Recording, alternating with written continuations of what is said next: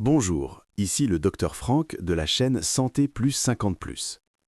Aujourd'hui, nous allons parler d'un sujet qui concerne énormément de personnes après 50 ans. Le ventre qui prend du volume, la fameuse bouée, et surtout comment la diminuer sans régime dangereux, sans abdos au sol et sans produit miracle. Nous allons prendre le temps ensemble de comprendre pourquoi le ventre a tendance à grossir après 50 ans, pourquoi cette graisse-là est particulièrement importante pour votre santé, quelles sont les grandes erreurs à éviter et surtout quels plans concrets vous pouvez mettre en place à votre rythme pour réduire votre tour de taille et protéger votre santé. Avant de commencer, je vous le rappelle clairement, ce que je vous dis ici est général. Cela ne remplace pas une consultation avec votre médecin. Si vous avez un diabète, une maladie du cœur, des problèmes de reins ou de foie ou un traitement particulier, parlez toujours à votre médecin avant de changer fortement votre alimentation ou votre activité physique. Installez-vous confortablement, nous allons y aller étape par étape. D'abord, pourquoi le ventre grossit-il après 50 ans? Il y a plusieurs raisons et elles se combinent. La première raison, c'est le métabolisme qui ralentit. Avec l'âge, notre métabolisme de base, c'est-à-dire la quantité d'énergie que notre corps dépense au repos, diminue. Nous perdons souvent de la masse musculaire par rapport à nos 30 ou 40 ans.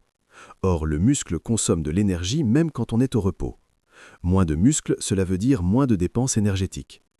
En plus de ça, notre vie quotidienne est parfois moins active, moins de déplacements, plus de temps assis, moins d'efforts physiques. Si nous continuons à manger comme à 30 ans, alors que notre corps dépense moins, le surplus se stocke, et chez beaucoup de personnes, il se stocke autour du ventre. Deuxième raison, les hormones. Après 50 ans, les hormones changent, surtout chez les femmes, mais aussi chez les hommes. Chez la femme, la ménopause entraîne une baisse des oestrogènes. Cela favorise le stockage de graisse au niveau du ventre plutôt qu'aux hanches ou aux cuisses. Chez l'homme, une baisse progressive de la testostérone peut aussi favoriser à la fois la perte musculaire et la prise de graisse abdominale. Ces changements hormonaux sont naturels, mais ils rendent la zone du ventre plus fragile. Troisième raison, le stress et le manque de sommeil. Après 50 ans, beaucoup de personnes cumulent les responsabilités. S'occuper encore des enfants, parfois des parents âgés, gérer le travail, les soucis financiers. Le stress chronique augmente une hormone, le cortisol, qui favorise le stockage de graisse au niveau du ventre, augmente les envies de sucré et de gras et dérègle la faim et la satiété. Le manque de sommeil dérègle lui aussi les hormones de l'appétit et rend la gestion du poids plus difficile. Maintenant, pourquoi cette graisse du ventre est-elle dangereuse? On distingue la graisse sous la peau, qu'on peut pincer, et la graisse viscérale, plus profonde, qui se trouve autour des organes, foie, pancréas, intestin. Après 50 ans, une partie importante de la graisse qui augmente au niveau du ventre est justement cette graisse viscérale. Cette graisse viscérale n'est pas inerte, elle sécrète des substances inflammatoires, dérègle la sensibilité à l'insuline et elle est associée à un risque plus élevé de diabète de type 2, de cholestérol élevé, de triglycérides élevés, de tension artérielle plus importante, de maladies cardiovasculaires comme l'infarctus et l'AVC et aussi de problèmes comme l'apnée du sommeil. Donc, quand on parle de perdre du ventre après 50 ans, on ne parle pas seulement d'esthétique, on parle de protéger votre cœur, votre cerveau, vos articulations et de garder votre autonomie plus longtemps. L'objectif n'est pas d'avoir un ventre plat de mannequin, mais de réduire la graisse abdominale en excès pour votre santé. Avant de voir le plan d'action, regardons 3 erreurs très fréquentes que je vois souvent quand quelqu'un veut perdre du ventre après 50 ans. Première erreur, les régimes très restrictifs.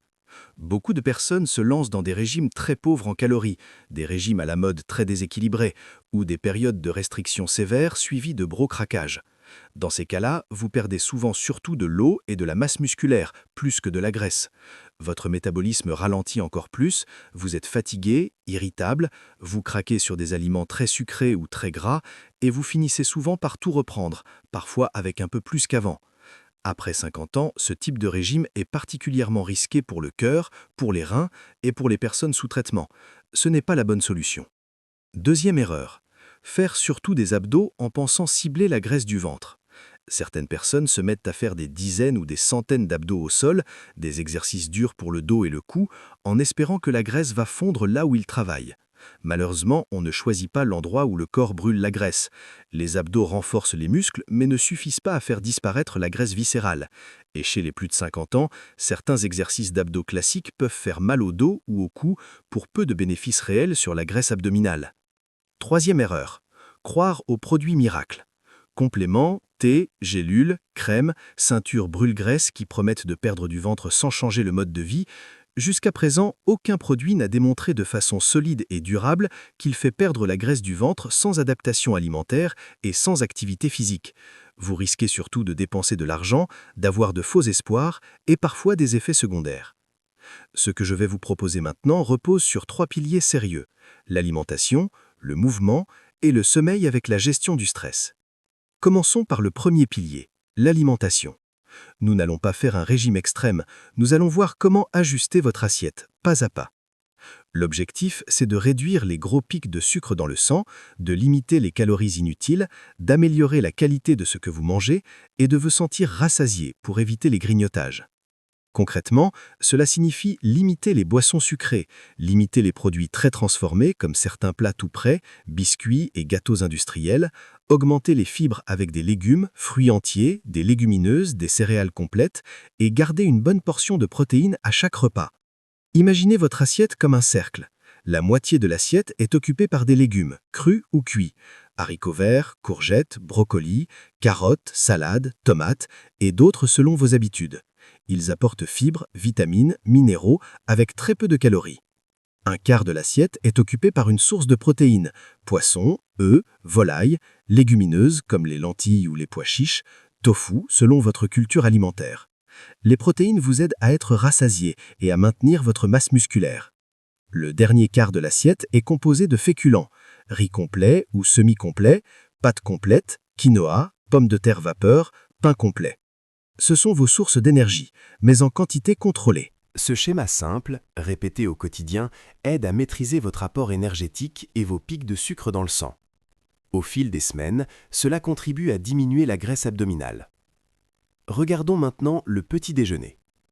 Beaucoup de personnes, après 50 ans, prennent du pain blanc avec de la confiture, ou des biscottes avec beurre et confiture, ou des biscuits sucrés, parfois accompagnés d'un jus de fruits industriel. C'est un gros apport de sucre rapide le matin qui provoque souvent une fringale en fin de matinée. Des options plus adaptées pour le ventre sont par exemple un yaourt nature ou un fromage blanc, si vous le supportez, avec un fruit entier coupé en morceaux, une petite poignée de noix ou d'amandes non salées et éventuellement une cuillère de flocons d'avoine. Autre possibilité, un œuf à la coque ou brouillé, une tranche de pain complet et une tomate ou un fruit. L'idée, c'est plus de protéines, plus de fibres et moins de sucre rapide. Pour les boissons, pour le ventre, il est important de limiter les sodas, les jus de fruits très sucrés et les boissons sucrées du commerce. L'eau doit rester votre boisson principale. Concernant l'alcool, il apporte beaucoup de calories vides, dérègle la glycémie et favorise le stockage de graisse autour du ventre. Si vous buvez régulièrement, essayez de garder des jours sans alcool, de limiter les quantités et discuter avec votre médecin de ce qui est raisonnable pour vous. Parlons aussi des grignotages. Les grignotages répétés de biscuits, de chocolat en grande quantité, de chips ou de pain et fromage toute la journée sont des ennemis directs de votre ventre. Posez-vous la question avant de manger. Est-ce que j'ai vraiment faim ou est-ce que c'est une envie? Si c'est une vraie faim, prenez une collation structurée, un fruit, un yaourt nature ou une poignée de noix non salées. Si c'est plutôt une envie liée à l'ennui ou au stress, buvez un verre d'eau, faites quelques minutes de marche dans la maison ou prenez un moment pour respirer profondément. Souvent, l'envie diminue. Passons maintenant au deuxième pilier, le mouvement adapté après 50 ans. On ne peut pas parler de ventre sans parler de mouvement, mais cela ne veut pas dire faire du sport intensif ou des prouesses. Il y a d'un côté l'activité physique organisée, comme la marche rapide, le vélo, la natation, la gym douce, et de l'autre, le mouvement du quotidien. Marcher plus, prendre les escaliers, faire le ménage, le jardinage, se lever plus souvent. Les deux sont importants. Si vous n'êtes pas sportif, commencez surtout par augmenter doucement votre mouvement quotidien. La marche est votre meilleur allié. Elle aide à brûler des calories, améliore votre cœur et contribue à la perte de ventre. Un objectif raisonnable à terme est de viser environ 30 minutes de marche par jour, en une ou plusieurs fois. Par exemple, 3 fois 10 minutes ou 2 fois 15 minutes. Si aujourd'hui vous êtes très sédentaire, commencez par 5 à 10 minutes de marche par jour, même dans la maison ou autour de chez vous, puis augmentez progressivement semaine après semaine. Ensuite, il est très utile d'ajouter un peu de renforcement musculaire doux. Plus vous avez de muscles, même en petite quantité, plus votre métabolisme est actif, même au repos. Après 50 ans, il est intéressant d'ajouter 2 à 3 petites séances par semaine de renforcement léger. Par exemple, vous pouvez vous lever et vous asseoir d'une chaise 10 fois de suite, faire quelques flexions de jambes peu profondes, pousser contre un mur avec les bras comme des pompes debout ou utiliser 2 petites bouteilles d'eau comme poids pour travailler les bras. Vous n'avez pas besoin de matériel sophistiqué. Votre propre corps est déjà un très bon outil. Concernant les abdos, ils peuvent être utiles pour stabiliser la ceinture abdominale, soutenir votre dos et améliorer la posture. Mais il n'est pas nécessaire de faire des abdos très durs au sol. Vous pouvez privilégier des exercices d'abdominaux profonds, doux, que vous pouvez faire assis ou debout. Par exemple, rentrer légèrement le ventre vers l'intérieur pendant quelques secondes en respirant normalement, puis relâcher. L'essentiel pour la graisse du ventre reste l'ensemble de votre dépense énergétique et la qualité de votre alimentation. Venons-en maintenant au troisième pilier, le sommeil et le stress. On en parle peu, mais pour le ventre, le sommeil et le stress jouent un rôle majeur. Quand vous dormez mal, votre corps produit plus de gréline, l'hormone qui stimule l'appétit, et moins de leptine, l'hormone de la satiété. Résultat, vous avez plus d'envie de manger, en particulier des aliments sucrés ou gras, et vous avez plus de difficultés à réguler votre poids. Essayez d'avoir une durée de sommeil suffisante pour vous. Pour beaucoup d'adultes, cela tourne autour de 7 à 8 heures, mais chacun a sa sensibilité. Améliorez votre hygiène de sommeil. Évitez les écrans très lumineux juste avant de dormir, évitez les repas très lourds le soir, gardez des horaires de coucher et de lever relativement réguliers. Le stress chronique augmente le cortisol, cette hormone qui favorise le stockage de graisse abdominale, dérègle la glycémie et augmente les envies de sucre. Vous ne pouvez pas supprimer toutes les sources de stress, mais vous pouvez apprendre à mieux le gérer. Par exemple, vous pouvez prendre 5 minutes par jour pour respirer profondément, marcher régulièrement, pratiquer des activités qui vous détendent, comme la musique, la lecture, le jardinage, la prière ou la méditation selon vos habitudes. Parler de vos soucis à une personne de confiance aide, et si vous en ressentez le besoin, n'hésitez pas à demander de l'aide à un professionnel, médecin ou psychologue. Un stress mieux géré, c'est un cortisol plus stable et une meilleure gestion de votre ventre. Pour finir, je vais vous proposer un petit plan d'action progressif sur 4 semaines, que vous pourrez adapter à votre situation. Pendant la première semaine, l'objectif est de prendre conscience et de faire un premier changement. Notez pendant quelques jours ce que vous mangez et buvez, en regardant particulièrement les boissons sucrées, les grignotages et les portions. Puis, choisissez un premier changement simple. Par exemple, remplacez les boissons sucrées par de l'eau la plupart du temps, supprimez les biscuits industriels quotidiens ou ajoutez des légumes à au moins un repas par jour. Commencez aussi à bouger un peu plus, avec 5 à 10 minutes de marche par jour. Pendant la deuxième semaine, essayez d'appliquer plus souvent la règle de l'assiette, avec la moitié en légumes, un quart en protéines et un quart en féculents, de préférence complets. Gardez le changement choisi la première semaine et, si vous vous sentez prêt, ajoutez-en un deuxième. Essayez de marcher au moins 20 minutes par jour, en une ou plusieurs fois. Pendant la troisième semaine, ajoutez 2 petites séances de renforcement musculaire doux dans la semaine, en plus de vos marches et de vos changements alimentaires. Par exemple, une séance de 10 à 15 minutes avec des « je m'assois et je me relève sur une chaise », des poussées contre le mur avec les bras, des montées de genoux en position assise ou debout et quelques contractions douces du ventre. Commencez aussi à réfléchir à votre sommeil, par exemple en vous couchant un peu plus tôt ou en améliorant vos habitudes du soir. Pendant ces 4 semaines, l'objectif est de consolider. Continuez les changements alimentaires et l'activité physique et observez comment vous vous sentez. Êtes-vous un peu moins essoufflé? Avez-vous un peu plus d'énergie? Vos vêtements serrent-ils un peu moins au niveau du ventre? Ajoutez un petit moment de gestion du stress dans votre semaine, par exemple 5 à 10 minutes de respiration ou de détente. Au bout de ces 4 semaines, vous ne serez pas transformé comme dans les publicités mensongères, mais vous aurez posé des bases solides. Si vous continuez ces habitudes sur plusieurs mois, petit à petit, votre tour de taille peut diminuer, vos analyses sanguines peuvent s'améliorer, votre risque cardiovasculaire peut se réduire et vous pouvez vous sentir plus léger et plus autonome.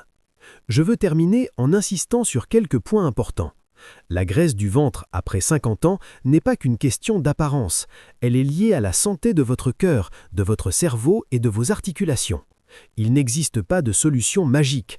En revanche, des changements progressifs et réalistes dans votre alimentation, votre mouvement, votre sommeil et votre gestion du stress peuvent, au fil du temps, faire une très grande différence. Et je le répète, ne faites pas de régime extrême sans avis médical. Si vous avez des maladies chroniques ou des traitements, parlez toujours avec votre médecin avant de modifier fortement votre alimentation ou votre niveau d'activité. Si ce que vous venez d'entendre vous aide à mieux comprendre comment perdre du ventre après 50 ans sans régime dangereux, pensez à mettre un j'aime, à vous abonner à la chaîne Santé Plus 50+ et à activer la cloche pour ne pas manquer les prochaines vidéos. En commentaire, vous pouvez répondre à 2 questions simples. Depuis quand avez-vous remarqué que votre ventre a commencé à prendre du volume? Et quels changements concrets décidez-vous de mettre en place dès cette semaine sur votre alimentation, votre marche, votre sommeil ou votre façon de gérer le stress? Je suis le Dr Franck, merci pour votre confiance et à très bientôt sur Santé Plus 50+ pour d'autres vidéos pour vous aider à mieux bouger, mieux manger et mieux vivre après 50 ans.